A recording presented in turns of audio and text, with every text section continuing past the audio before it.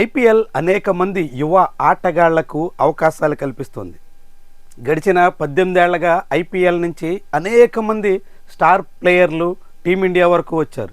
International ఏరేనాలో తమ సత్తా చాటుకునే chance దక్కించుకున్నారు.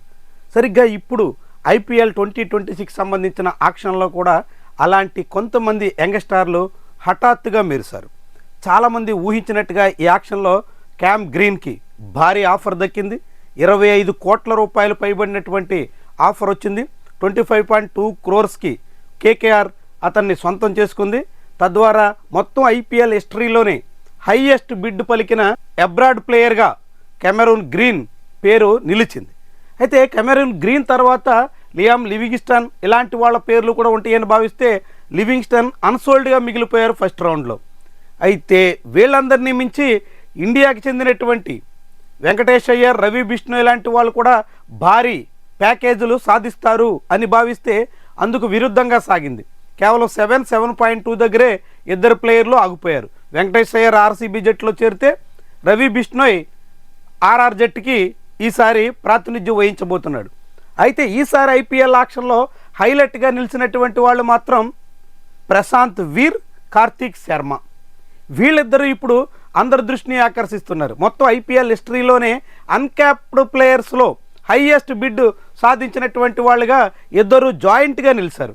14.2 క్రోర్స్ చొప్పున ఇద్దరు సిఎస్కే జట్టుకి ప్రాతినిధ్యం వహించబోతున్నారు. ప్రస్తుతం యూపీ జట్టు తరపున ఆడుతున్న Prashant Veer left arm batter, left arm orthodox bowler. దాంతో రవీంద్ర జడేజా ప్లేస్ని ఇప్పుడు ప్రశాంత్ వీర్తో ఫిల్ చేయాలి అని సిఎస్కే భావిస్తున్నట్టు కనిపిస్తోంది. ఈ యంగ్ టాలెంటెడ్ ప్లేయర్ చాలా హార్డ్ హిట్టర్గా భావిస్తుంటారు. ముఖ్యంగా మిడ్ ఆఫ్ లాంగ్ ఆన్ మీదుగా సిక్సర్లు కొట్టడంలో సిద్ధహస్తుడిగా పేరుంది. ఇలాంటి left arm batter, left arm orthodox bowler ద్వారా రవీంద్ర జడేజాని ఆర్ఆర్కి ఇచ్చినందుకు గాను ఆ ప్లేస్ను ఫిల్అప్ చేసే ప్రయత్నం సిఎస్కే మేనేజ్మెంట్ చేసింది. అయితే దానికన్నా ముందు క్యామ్ గ్రీన్ కోసం సిఎస్కే చివరి వరకు పోటీ పడింది. చాలా తీవ్రంగా కృషి చేసింది.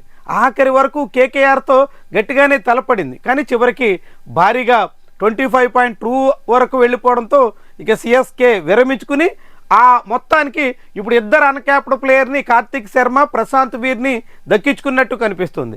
Karthik Sharma Rajasthani hard hitter, keeper batter అన్నట్టు. గతంలో కూడా సిఎస్కే టీం తరపున ఉన్నాడు. సపోర్టింగ్ టీంలో సిఎస్కే క్యాంపులోనే ట్రైనింగ్ కూడా పొందాడు. ఆ తర్వాత ఈ ఏడాది ముస్తక్ అలీ ట్రోఫీలో చాలా చక్కటి పెర్ఫార్మెన్స్ చేస్తున్నాడు.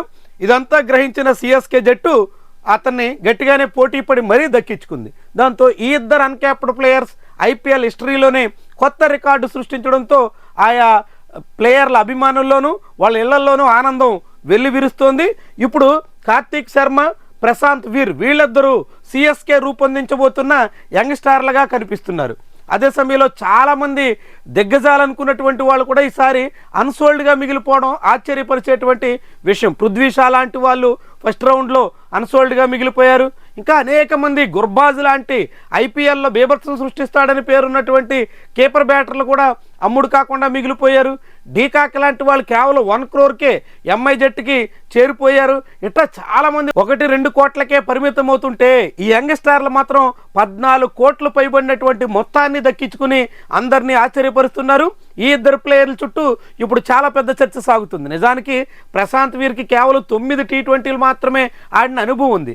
ఎకానమీతో టీ20లో కూడా కట్టడి చేయగల నైపుణ్యం ఉంది. బ్యాటింగ్లో భారీ సిక్స్లు కొడతాడన్న పేరుంది. ఇలాంటివన్నీ సిఎస్కే అతన్ని దక్కించుకోవడానికి ప్రధాన కారణమయ్యాయి. ఈ కార్తీక్ శర్మ అయితే సిఎస్కే క్యాంపులోనే ట్రైనింగ్ పొందినటువంటి ప్లేయర్ కాబట్టి ఆనుపాలలో అతని గురించి అంతా సిఎస్కే మేనేజ్మెంట్కి తెలుసు. ముఖ్యంగా కోచ్ ఫ్లెమింగ్కి బాగా దగ్గరైనటువంటి కీపర్ బ్యాటర్గా చెప్తున్నారు. కాబట్టి కార్తీక్ శర్మ కూడా ఛాన్స్ వచ్చింది. తుది జట్టులో కార్తీక్ శర్మకి ప్లేస్ దొరుకుతుందా లేదా అన్నది పక్కన పెడితే ప్రశాంత్ వీర్కి మాత్రం 11లో కూడా చోటు ఉండొచ్చు అని అంతా అంచనా వేస్తున్నారు. మొత్తంగా సిఎస్కే ఈసారి కొత్త ప్లేయర్లతో కొత్త లుక్తో రంగంలోకి దిగడం దాదాపు ఖాయంగా కనిపించింది. అదే సమయంలో కేకేఆర్ ఏకంగా భారీ బిడ్స్తో అటు పతిరానాకి 18 కోట్లు, ఇటు క్యామ్ గ్రీన్కి 25 కోట్లు పైబడి 43 కోట్ల రూపాయల మొత్తాన్ని ఇద్దరు ప్లేయర్లకే వెచ్చిచ్చింది.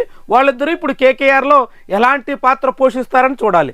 ఆర్సీబీ నుంచి ఒకరు, సిఎస్కే నుంచి ఒకరు ఇప్పుడు కేకేఆర్ జట్టులో చేరినటువంటి తరుణంలో వాళ్ళిద్దరూ ఎట్టా సాగుతారు అన్నది కూడా కీలకం. మొత్తంగా ఈసారి ఐపీఎల్ ఆక్షన్ చాలా ఆసక్తికరంగా సాగుతుంది. తుది జట్లు వచ్చేసరికి ఇంకా చాలా అన్క్యాప్డ్ ప్లేయర్స్ సంబంధించినటువంటి ఆక్షన్ జరగాల్సి ఉంది. దాంతోపాటు మొదటి రౌండ్లో అన్సోల్డ్గా మిగిలినటువంటి వాళ్ళ గురించి కూడా అందులో Rachin Ravindra, Devon Conway, Livingstone, Prithvi Shaw ఇంకా చాలామంది ఉన్నారు. వీళ్ళందరికి సంబంధించినటువంటి ఆక్షన్ సెకండ్ ఫేజ్లో మరోసారి జరగబోతోంది.